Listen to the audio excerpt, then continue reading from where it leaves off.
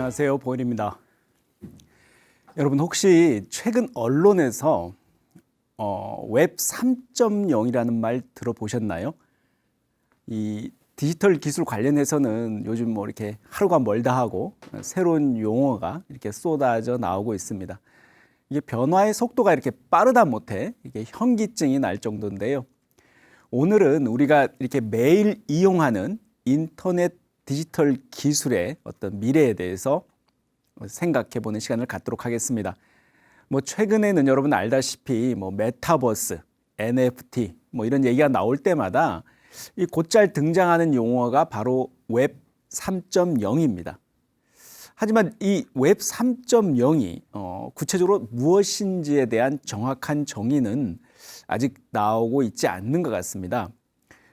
대체로 일치하는 내용은 탈중앙화된 인터넷 이라는 것 정도 같은데요. 인터넷에서 오가는 디지털 데이터의 정당한 소유 그리고 공정한 분배를 이렇게 모색하는 움직임은 인터넷의 비약적 혁신을 가져오고 있습니다.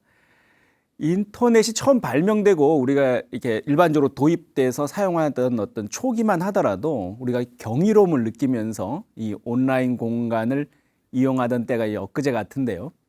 세상은 이제 이미 까마득히 멀리 와 있는 것만 같습니다. 여기 보시는 것처럼 인터넷이 처음 우리에게 소개되면서 익숙해지게 된 문자 배열 바로 www. 이렇게 시작하는 월드 와이드 웹입니다. 현재까지도 인터넷 주소창에 언제나 이렇게 함께 하고 있습니다. 이 전 세계에 흩어져 있는 서버 정보하고 이 정보 사이를 이렇게 그물망처럼 연결한다고 해서 이제 거미집이라는 뜻인 웹 이런 이름이 붙여졌다고 하죠. 이 인터넷 시스템이 도입되면서 정보에 대한 어떤 생산과 저장, 이용 방식이 완전히 달라졌습니다. 이 정보의 유통뿐만 아니라 이 사람들 사이의 소통 방식도 이렇게 혁명적으로 변화했습니다. 한마디로 정보와 이 소통의 장벽이 사라진 셈이죠. 이후 인터넷은 단순히 정보와 어떤 소통을 넘어 어떤 상업 광고 매체로서 어떤 세계 경제의 근간으로 이게 기능하고 있습니다. 이렇게 처음 인터넷이 도입되고 현재 이르기까지 인터넷 기술의 어떤 비약적 혁신을 이룰 때마다 단계적으로 구분하는 표현으로 웹 1.0, 웹 2.0, 또 웹 3.0으로 이렇게 이제 구분을 합니다. 인터넷이 처음 생겨나고 나서 이렇게 스마트폰의 등장과 더불어서요, 그 소셜 미디어가 엄청난 발전을 이렇게 거두는가 싶더니 이제 메타버스 시대로 접어들고 있습니다. 이 기술 변화를 달리 표현해서 말씀드렸듯이 웹 1.0, 2.0, 웹 3.0 이렇게 정의하고 있는 거죠. 오늘은 각 웹 발전 단계가 어떤 변화를 거쳐왔는지 그리고 그 중에서도 미래 인터넷이라고 하는 웹 3.0이 어떤 철학의 토대를 두고 있는지 알아보겠습니다. 최근 페이스북의 최고 경영자죠. 마크 저커버그는 회사 이름을 이렇게 메타로 변경한다고 발표했습니다. 요즘 한참 주목받고 있는 기술 메타버스라고 할 때 그 메타 맞습니다. 현재 페이스북 이제 메타라고 불러야겠죠. 메타의 시가총액은 무려 약 1093조 6084억에 이릅니다. 엄청납니다. 근데 이 한참 잘 나가는 회사가 갑자기 왜 사명을 변경했을까요? 이 CEO인 저커버그에 따르면 메타버스가 앞으로 10년 이내 이용자 10억 명을 넘어설 것이고요. 또 상거래 규모는 수천억 달러에 이르고 또 일자리도 수백만 개를 만들어낼 것으로 예상했습니다. 한마디로 이름을 바꿔가면서까지 이제 메타버스에만 집중하겠다는 선언과 같습니다. 그래서인지 최근 현재 그 마이크로소프트나 애플 등의 빅테크 기업들은 이 메타버스 기술자들을 서로 끌어가려고 인재 전쟁을 벌이고 있습니다. 이제 전 세계 빅테크 기업들의 메타버스를 향한 어떤 본격적인 경쟁이 시작된 듯합니다. 이 말씀을 지금 드리는 이유는요, 이 페이스북의 전 세계 가입자가 지금 올해 현재 약 29억 명에 이른다고 합니다. 이 29억 명이 소통하는 이 평면적인 인터넷망, 즉 현재 웹 2.0에서 이제 사업을 하던 페이스북이 이제 메타버스에 집중하겠다는 이야기는요, 이 공간적인 웹 3.0이 필요하다는 이야기가 됩니다. 달리 말하면 이 29억 명이 메타버스의 잠재 고객이 되고요, 웹 3.0의 세계로 이게 진입하는 것도 훨씬 자연스러운 전환이 될 거라는 거죠. 결국 최근에 페이스북의 이렇게 사명 변경은 이 메타버스라는 새로운 플랫폼의 구축 사업을 이렇게 선점하고 선도하겠다는 의지를 이렇게 보인 것이라고 할 수 있습니다. 바로 그때 그 토대가 되는 인터넷 기반 기술, 그게 바로 이 웹 3.0이라는 거죠. 웹 1.0은 인터넷이 처음 보급되기 시작한 1990년대 초부터 2000년대 초까지의 방식입니다. 이 당시만 해도 인터넷 속도는 여러분 아시다시피 현저히 느렸고요. 컴퓨터의 성능 또한 지금과는 비교가 되지 않는 수준이었죠. 그리고 웹사이트에서 사용자로 이렇게 향하는 일방통행식, 일방향적인 소통이었습니다. 웹사이트에서 제공하는 정보를 이렇게 사용자들은 그저 읽고 소비하는 시스템입니다. 여러분들 중에 학창시설을 90년대에 보낸 이른바 386 세대는 아마 기억이 새록새록할 겁니다. 인터넷 초창기 웹페이지에는 이렇게 사진이나 동영상보다는 대부분 텍스트 중심의 읽기 전용 웹페이지였습니다. 웹 1.0이 이렇게 일방향 소통 구조의 정적 웹사이트였다면 말이죠. 이 웹 2.0, 그러니까 요즘 같은 웹 2.0에서는 이 쌍방향 구조의 동적 웹사이트가 등장하는 시기라고 할 수 있습니다. 이 웹 2.0 방식에서는 우리에게 익숙한 페이스북이나 트위터 이런 SNS 사회 관계망 서비스에서 어떤 우리에게 일방적으로 정보를 제공하는 게 아니라요, 우리 같은 사용자들이 자신들의 개인 정보를 이들 웹사이트에 제공하는 식으로 쌍방향 소통이 이루어지는 단계입니다. 사용자들이 직접 정보를 생산도 하고요, 인터넷에 올려서 친구나 타인들과 공유할 수 있는 일종의 참여형 인터넷이라고 할 수 있습니다. 예를 들어서 여러분 잘 아시는 위키피디아 사이트에서 인터넷 사용자들이 직접 특정 검색어에 대해서 이렇게 해설을 만들어서 올리거나요, 수정도 하고 또 공유하는 형태입니다. 또 있죠. 최근에 대세로 등장한 유튜브 사이트에서 이게 자신이 제작한 영상을 자발적으로 올리기도 하고요, 또 타인이 시청할 수 있도록 공개하는 방식도 그 신뢰입니다. 대부분 현재 우리가 사용하는 지금 인터넷 웹페이지에서 제공하는 수준의 어떤 기술 단계라고 할 수 있습니다.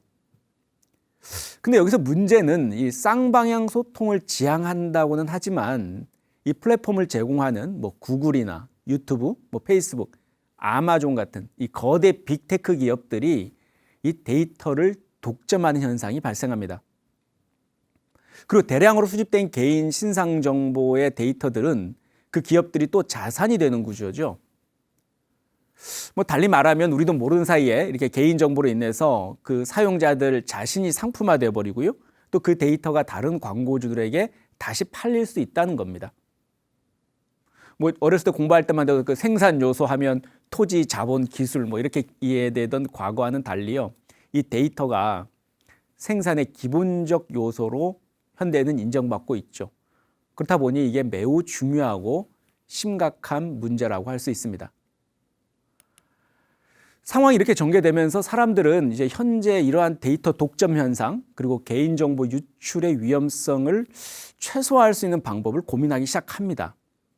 그래서 고안된 방식이 바로 웹 3.0입니다. 이 방식이 보편적으로 구현된다면요, 이 블록체인 기술을 토대로 해서 분권, 혹은 탈중앙화라고 하죠, 이러한 기술을 통해서 이러한 특정 빅테크 기업이 이용자의 개인정보를 이렇게 독점하는 것도 막을 수 있을 것으로 기대합니다. 이렇게 데이터를 거대 빅테크 기업들이 이렇게 소유하게 하는 게 아니라 우리 이용자 개개인이 소유하고 제어할 수 있게 되는 거죠.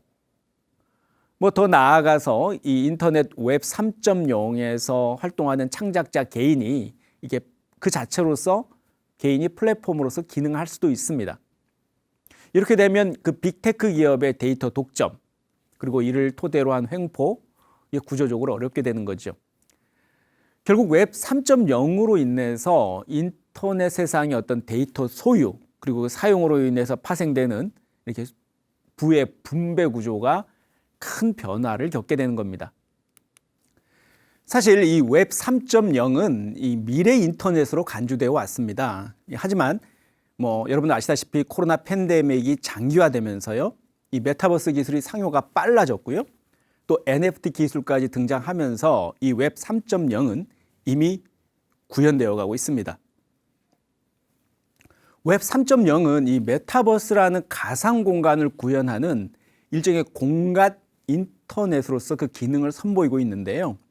이에 따른 경제활동 양상도 변모합니다. 이전 지금 현재 웹 2.0에서는 단지 메일이나 일정 관리 캘린더를 이게 무료로 이용하는 대가로 저희들은 이제 회원 가입을 통해서 개인 정보를 이렇게 맞바꿨습니다. 하지만 웹 3.0이 되면요, 이 경우에 우리에게 익숙한 가상화폐나 혹은 코인으로 보상받을 수도 있게 됩니다. 블록체인 기술이 웹 3.0 시스템 전반에서 작동하기 때문에요, 이 코인 발행도 가능해지고 또 NFT와 같은 가상자산의 활용도 쉬워진다는 거죠. 결국 웹 3.0에서는 과거처럼 뭐 중앙기관이나 중앙은행에서 발행하는 화폐가 아니라 블록체인 기반의 가상자산을 이용하는 새로운 경제 생태계가 새롭게 구현될 것입니다. 웹 3.0을 관통하는 중심 개념, 뭐 또는 핵심이라고 할까요? 그것은 바로 사용자 맞춤형 데이터 제공이라고 할 수 있습니다. 이 달리 말하면 인터넷이 사용자 개인의 어떤 맞춤 정보를 능동적으로 제공할 수 있는 시스템입니다. 물론 사용자가 자신이 생산한 어떤 데이터에 대한 소유권, 그리고 그 통제 권한을 갖는 것은 당연합니다.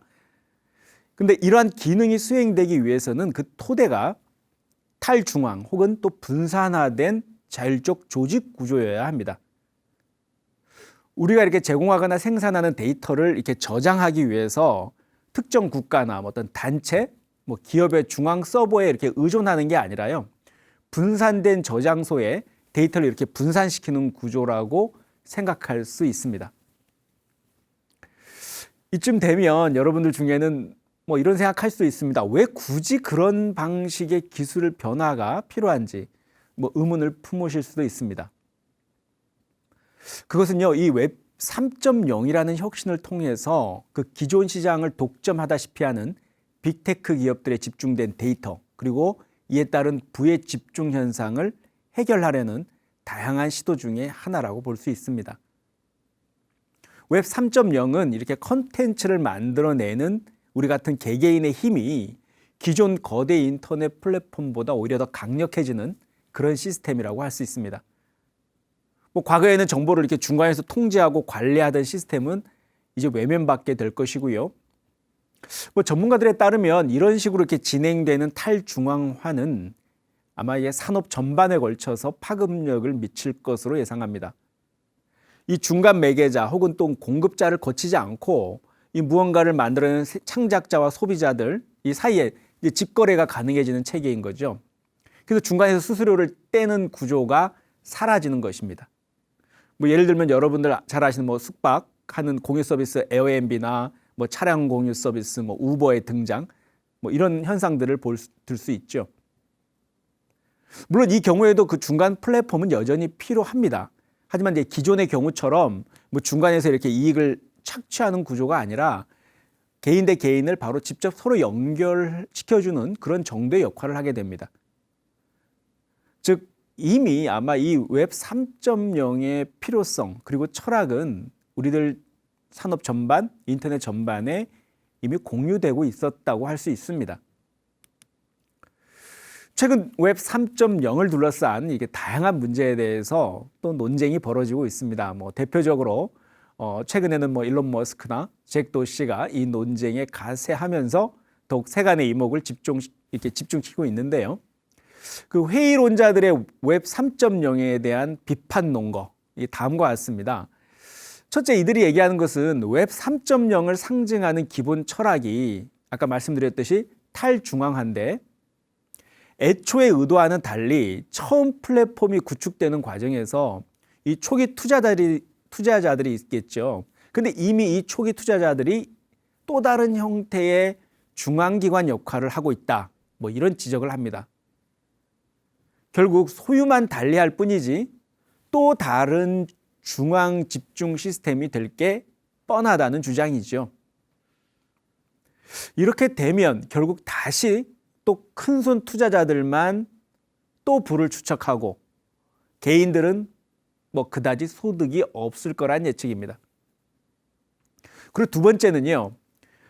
웹 3.0이 지금 쓰고 있는 웹 2.0에 비해서 뭐 딱히 차별화된 우월성이 없다는 비판입니다. 차라리 웹 2.0은 뭐 소위 말해서 욕을 얻어먹더라도 이 주체가 빅테크 기업이 뚜렷이 존재한다는 거죠. 근데 웹 3.0에서는 아까 말씀드렸듯이 분산화된 프로젝트로 존재하기 때문에 그 개개인이라는 주체가 모호하다는 약점을 지적합니다. 한마디로 이 웹 3.0이라는 기술을 계속 성장시킬 동력이 부족하다는 말입니다. 하지만 이렇게 또 우호적인 입장을 취한 입장에서 또 얘기가 달라집니다. 이 웹 3.0은 이미 지금 구현되는 상태라는 거죠. 그리고 선도적인 다양한 프로젝트들이 이미 운용 중에 있고요. 그래서 두고 보면 적어도 10년 안에 이 웹 3.0의 기술에 대한 성패가 판가름 날 것으로 목소리를 높이고 있습니다. 예를 들면 이렇게 우리 메타버스나 NFT 기술에 대한 옹호론과 이렇게 궤를 같이 하고 있는데요. 이제 막 활성화 단계이긴 하지만 이미 많은 이용자들과 투자자들이 이 분야에 뛰어들었고 사실상 실체를 인정해야 한다는 거죠. 뭐 복잡해 보이지만 여러분들 생각은 어떠신가요? 지금까지 웹 3.0에 말씀드렸는데요. 제가 이렇게 웹 3.0을 이렇게 말씀드리다 보면 이 기본 철학이 우리 불교 대승경전인 그 대방광불 화엄경, 뭐 화엄경이라 그러죠. 여기에서 웹 3.0의 아이디어를 담은 그 인드라망의 비유가 등장한다는 걸 알 수 있습니다. 아실 수도 있겠지만 욕계에 존재하는 그 천신들의 왕을 범어로 인드라 뭐 이렇게 부르죠. 우리는 일반적으로 제석천이라는 용어가 익숙합니다. 이 제석천이 있는 궁전 위로 이렇게 그물이 펼쳐져 있는데요.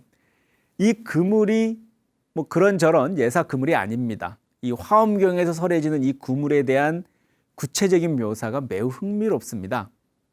이 사방으로 끝없이 이 그물이 펼쳐져 있는데 이 그물의 그물코에는 이 보배 구슬이 달려 있고요.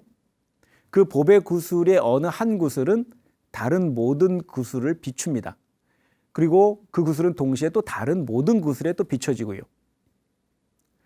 또 나아가서 그 구슬에 비춰진 또 다른 구슬의 영상이 다시 다른 모든 구슬에 이렇게 거듭거듭 비춰지는 그런 관계. 그게 끝없이 중중무진으로 펼쳐진다고 소개하고 있습니다. 이 그물코에 달려있는 보배 구슬은 어떤 특정한 어떤 구슬이 중심이라고 할 수 없는 구조입니다. 모든 그물코가 서로 연결되어서요, 보배 구슬이 서로를 비춰줍니다. 이 관계는 무한히 중첩되면서 끝도 없이 이어지죠. 그 자체로 무한한 세계입니다. 서로 의존하면서 존재하기 때문에 끊임없이 영향을 주고받지만 또한 아무런 장애도 없습니다. 화엄경 십행품에서는요, 이게 보살이 이 진실행이라는 수행을 통해서 부처님의 진실한 말씀을 성취하게 된 경우에 얻는 공덕 중 하나가 바로 이 인드라망과 같은 법계에 들어가는 것이라고 설하고 있습니다. 우리 불자님들 절이나 가정에서 매일 예불 할 때 있지 않습니까? 그 외우는 예불문에 나오는 그 제망 찰례, 그 제망 찰례가 바로 이 그물을 말합니다. 제망 찰례에서 제망이 그물이고요. 그 찰례는 모든 땅과 바다를 뜻합니다. 다시 말하면 제망 찰례는 이게 보배 구슬이 달린 그 그물이 제석천의 궁전을 덮듯이요. 부처님의 진리가 모든 국토와 바다에 이렇게 찬란하게 빛나고 있음을 이렇게 찬탄하는 말이죠. 어쩌면 우리도 이제 웹 3.0 시대가 오면 이게 진실행을 하면서 수행을 성취한 것처럼 이 인다라만 같은 법계에 들어갈 수 있을지도 모르겠습니다. 어쨌든 현재 인류가 창의적으로 만들어낸 인터넷의 발전 방향은 뭐 우연인지 모르겠지만요. 화엄에서 그리는 인드라망 법계와 묘하게도 일치합니다. 부처님께서 이미 어떤 현재 이런 첨단 과학 기술의 발전을 뭐 이미 꿰뚫어 보고 계셨을 수도 있습니다. 뭐 여러분들 생각은 어떠신가요?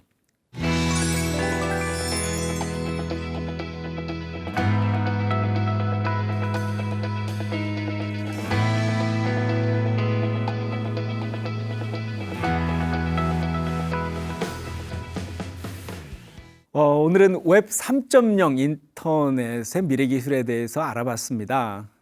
세상은 이렇게 다시 돌고 돌아서 서로 평등하게 연결하고 또 의존하면서 상생하는 길을 찾아 나서고 있습니다.